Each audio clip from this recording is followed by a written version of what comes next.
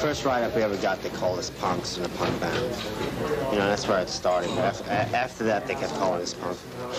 Tommy was our main spokesman at that point.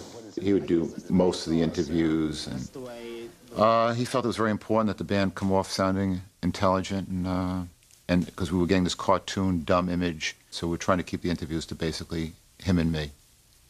And I was not very friendly, so I wasn't really wanting to talk to anyone, so it was left with him. It was Johnny's band. Johnny was the inside manager. He was the disciplinarian. There was no question. We would deal with Dee Dee on an important subject. I mean, Dee Dee is very smart, but Dee Dee is trouble. Dee Dee lives to be trouble. He lives to be that awful 6-year-old. And Joey was trouble. He was so frail. He was always getting sick. He couldn't come down a staircase. Johnny was trouble. He punched Dee Dee in the head after the show if he missed then. They were all trouble. That's a band. I mean, you know, it's rock and roll. We play so loud, and all the amps couldn't take it. But now we got these amps that they work. You know, we can really push them, and we could blow this place apart if we wanted to. We'd set up everything. The Ramones were all crazy. I mean, can you imagine being in a van with Dee Dee and Johnny and Joey for the rest of your life? I was in the van a lot, and let me tell you, it wasn't fun. We'd be sitting in a fucking van. Come on, Joey, you know, get to Buffalo tonight. He would come down the steps, go back up because he didn't touch every other step or something. He was superstitious, but beyond. It was compulsive behavior. You had to touch every other picket on the squad across the street. He'd start to cross the street, come back, he'd start to cross the street, he'd come back. I remember they would sit with their girlfriends, you know, Connie and Dee Dee would be there. And I remember Johnny just saying, "She's a pig. What are you doing with her? What are you doing with a pig?"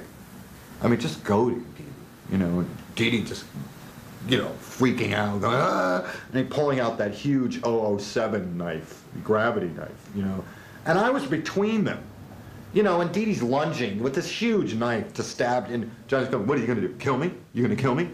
As far as business goes, Johnny was right on the ball. He knew how to run that organization and business and all the aspects of making sure the group had certain rules and stuck with them, which I respected a lot.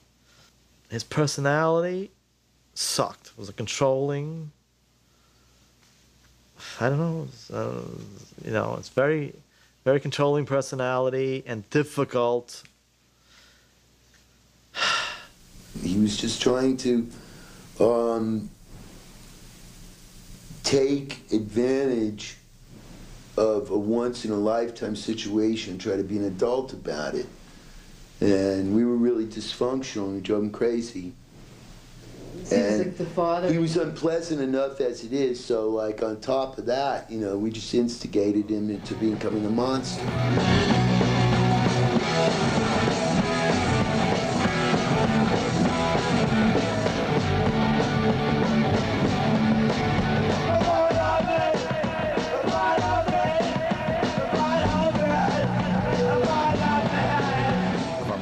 Like a sergeant in the army or something like that, maybe not everyone can handle that.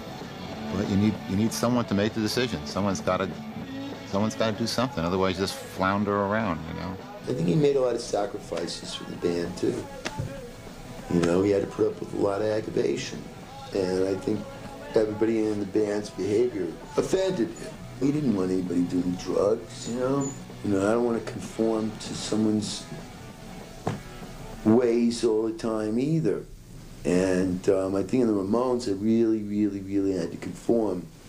Dee Dee, you know, he always expressed all this frustration about being locked into the bowl haircut, and, you know, he wanted to dress differently and, you know, have punk rock hair. And so I think Dee Dee felt very frustrated by that, because, you know, he came up from that more Jerry Nolan, Johnny Thunders, looking good, dressing with the styles and all that. Instead, he had to have the uniform. You know, it was like this regimented, here's your uniform, put that on.